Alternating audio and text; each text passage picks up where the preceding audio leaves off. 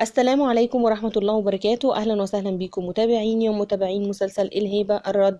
معانا النهاردة أحداث جديدة من مسلسل الهيبة، وبتبدأ الأحداث بأن نمر سعيد بيبعت الرجالة بتوعه يربطوا المختار في الساحة في الهيبة، وبيصحى الشباب الصبح في الهيبة وبيمشوا بيلاقوا المختار مربوط، وبيبدأوا يصرخوا ويقولوا يا أهل الهيبة الحقوا المختار مربط وميت ومربوط في الهيبة. والناس كلها فضلت تتبادل الكلام، يا أهل الهيبة المختار مربط ومعلق في الساحة. وبيجي طبعا أبو أحمد صديق عمره وبيقعد قدامه وبيفضل يبكي يبكي، وبيكون موجود في الهيبة عند برهان الراجل بتاع نمر السعيد، وبيقول بيصحي برهان من النوم وبيقول يا برهان المختار عطاك عكازته. والعقيد صديق جبل بيتصل بيه وبيخبره ان هو طالع على الهيبة عشان ما يصيرش فيه احراج لا إله ولا إله. خليل راجل نمر السعيد بيكون بيركب عربيته وبيمشي، وبيكون في واحد تاني نايم في سيارة وبيكون بيراقبه. بعدها نمر السعيد بيدخل على رانيا وبيقول لها في سر شاغل لي بالي بقاله فترة، انا بس بدي تفسري لي اياه. وبيكمل كلامه وبيقول لها شو عامل لك جبل عشان ترجعي في كلامك، وبيسألها تاني ايه هو السر اللي عنده اللي قلبك هالقلبة. وبيقول لها واحدة راحة تقتل إلا قتل بيها تقوم تحبه، كيف وليش؟ رانيا ردت على نمر السعيد وقالت له عشان رجال. نمر السعيد بيستغرب وبيقول لها رجال أي نوع رجال يعني؟ رانيا ردت عليه وقالت له إيه الأصلي؟ أم علي بتقول الله يرحمك يا مختار، مسكين على هالموتى. الست ناهد أم جبل بتقول لها الله على الظالم يا أم علي. منى بتقول هو ملقاش حد يخاف منه، لا دولة ولا عشيرة ولا حتى الهيبة. بتكمل منى كلامها وبتقول ان هو بده ايانا نخاف منه ونركع له. مروة بتقول لها ان الخوف صار معبي الهيبة كلياتها. الست ناهد طبعا بترد عليهم وبتقول لهم، بتقول مهما فجر هو وعيلته احنا لا بنخاف ولا بنركع الا رب العالمين.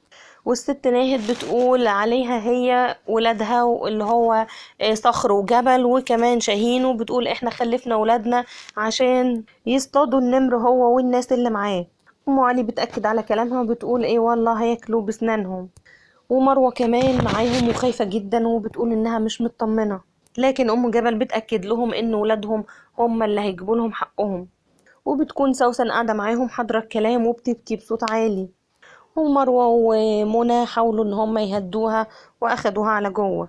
بيوصل شاهين طبعا بعد ما كان بيدور على نمر سعيد، وبيوصل بيكلم بيقابل صخر وبيقول له إيه شو يا ابن العم؟ قال له والله ما بعرف شو بدي اقول لك، لا لاقيه في الجرود ولا نزل بيروت. وبيقول لصخر ان هو رايح عشان يقول لجبل، فطبعا صخر منعه ان هو يروح، فبيقول له شو صار؟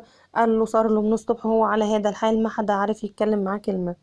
جبل بيكلم العقيد وبيسأله بيقول له ايه الاخبار؟ قال له الامور ما عادت مثل من قبل. بيقول له ان المختار الله يرحمه كان موجود بصفة رسمية، وبصراحة ان الاسئلة بقت تكتر كتير حواليهم بسبب صداقتهم، وان ده مشكله ضغط وحاسس ان هو لازم يتحرك. قال له اتفضل يا سيادة العقيد اعرف هو وين وامسكه واقبض عليه. قال له ان ملف الراجل ده كبير بيكفي ان احنا بنتحرك وبنقبض عليه. وبيقول له خليك فاكر ان هو مطلوب من الانتربول. جبل بيقول له في كلمتين بس في الاخر يا غالي، انتوا لكم محكمتكم واحنا إلنا محكمتنا. الناس في الهبة متجمعين عند ابو احمد على القهوة، وكل واحد بيقول ان الشرطة حققت معاهم مين اخر واحد شافه من امتى هو مختفي، كان بيقعد مع مين اكتر حد، يا ترى له اعداء مع حد. ابو احمد بيقول لهم طبعا هم لازم يعملوا كده عشان يعرفوا مين اللي قتله. وهم قاعدين يتكلموا بيوصل جبل، وأول ما جبل بيقعد على القهوة بتاعة المعلم أبو أحمد، بعدها بيوصل على طول بالعربيات وراه صخر وشاهين وعلي والرجالة، وكلهم بيقفوا قدام الملحمة، وجبل بيديهم الأوامر، وصخر بيروح ماسك السلاح بتاعه وضارب طلقة في القفل بيكسره بتاع الملحمة. واحد من شباب الهيبة طبعا جري على بيت احمد وفضل يخبط عليه يا معلم احمد يا معلم احمد، وبعد كده طلع قال له شوفي، قال له جبل بيحرق لك الملحمة كلها. وبالفعل شاهين فعلا وقع اليافطة بتاعة الملحمة، وبدأوا ان هم يكبوا البنزين عشان يولعوا فيها، واعطاهم اللحمة اللي كانت جوه واداها لشباب الهيبة وقال لهم اطعموا بيها كل محتاج. احمد طبعا طلع يجري على الساحة في الهيبة، واول ما وصل شاهين مسكه عشان هو كان داخل يحوش الحريق، وراح مولع الكبريت وفعلا ولع في الملحمة. فضل يصرخ احمد في وسط الهيبة وبيقول لهم بكرة لما يرجع المعلم نمر السعيد راح يوريكم قيمتكم.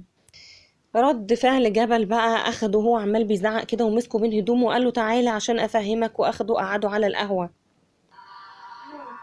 وبيقعد احمد وبيقعد جبل والرجالة كلها حواليهم، وفي الوقت ده بيتصل بيهم نمر السعيد، وجبل بيكون فاتح الخط وفاتح السبيكر وكل الناس بتسمع نمر السعيد وهو بيقوله البقية في حياتك كنت مفكرني عم بمزح؟ كيف شفت تعليقة المختار وبشرفك مني فنان؟ مش أحلى من تعليقة الورد تبعك على باب الفيلا؟ اتذكرت يا لعيب؟ جبل رد عليه وقال له إذا ما علقتك مطرحه ما بكون جبل شيخ الجبل.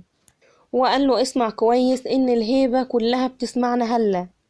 نمر السعيد رد عليه وقال له ايه والله الهيبة كلها، وراح قايل لهم العمر إلكم يا جماعة، وما بتجوز على الميت غير الرحمة. وبيقول لهم سبب ان هو اخد المختار، بيقول لهم اصل المختار انه حشري فضل يدعبس عشان يعرف حقيقتي، وخلاص اديكوا عرفتوا حقيقتي. وبيقول لهم انا نمر مراد ابن المرحوم محمد مراد اللي قتلوه بيت السعيد. وبيوجه كلامه لابو احمد وبيقول له انت بتسمع يا ابو احمد؟ وبيقول لهم ان هم قتلوا ابوه على باب بيته عشان بنتهم. وبيحذر اهل الهيبة كلهم وبيقول لهم مبدئيا ما فيش حد يطلع من بيته بكرة لحد ما انا اقرر شو بدي اعمل فيكم وبالهيبة، ويكون عندكم علم مصاري ما فيه.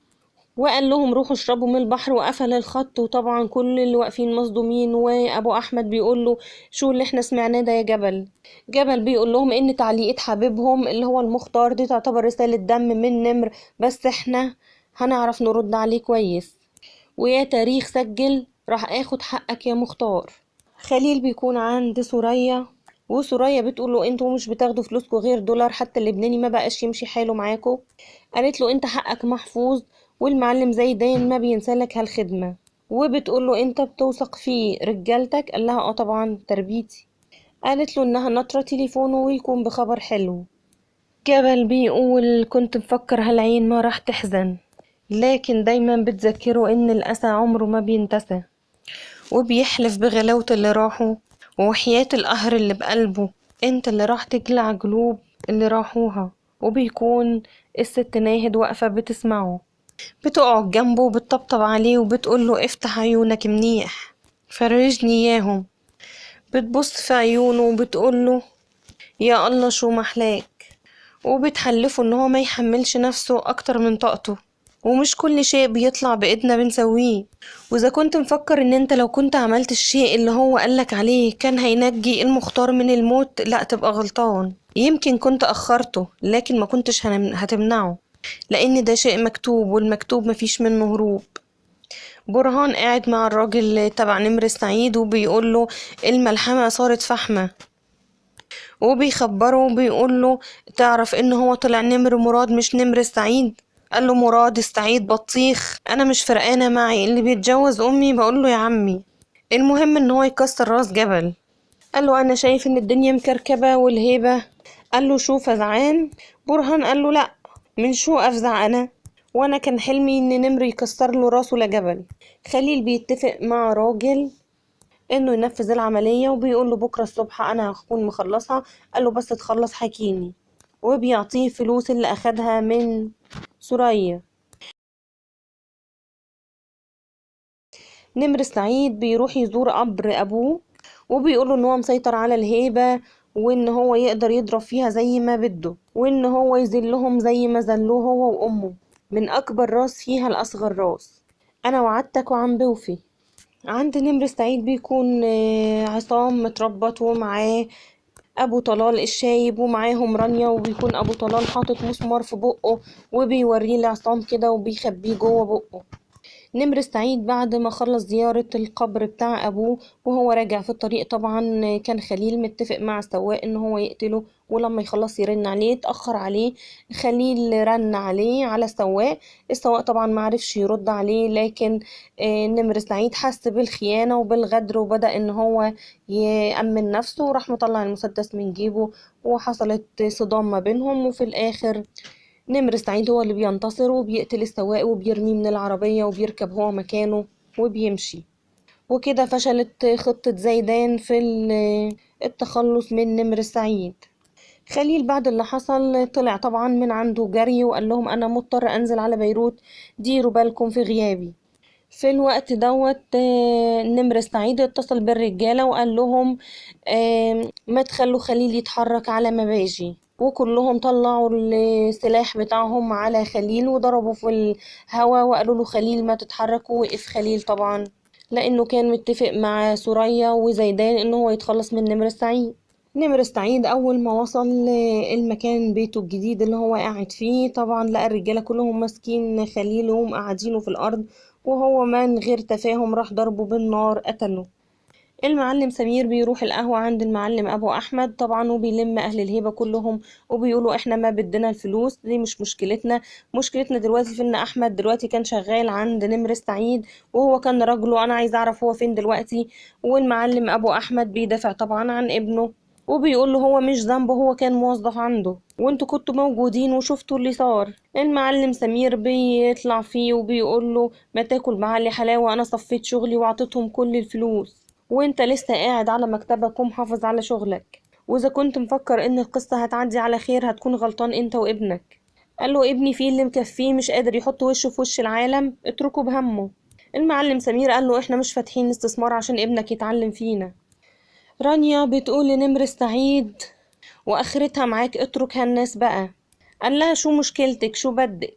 قالت له مشكلتك مش معاهم، مشكلتك مع جبل. قال لها مش شغلتك هي، وما تشغليش بالك شو مين بترك ومين بخلي، وانتي مين لا تطلبي، انتي مين بالاساس يا ست رانيا؟ على شو بدي افوضه لجبل؟ في الوقت دوت ابو طلال الشايب طلع المسمار من بقه ونزله جنبه جنبه كده في الارض واخده بايده وبدأ ان هو يفك الرباط اللي في ايده.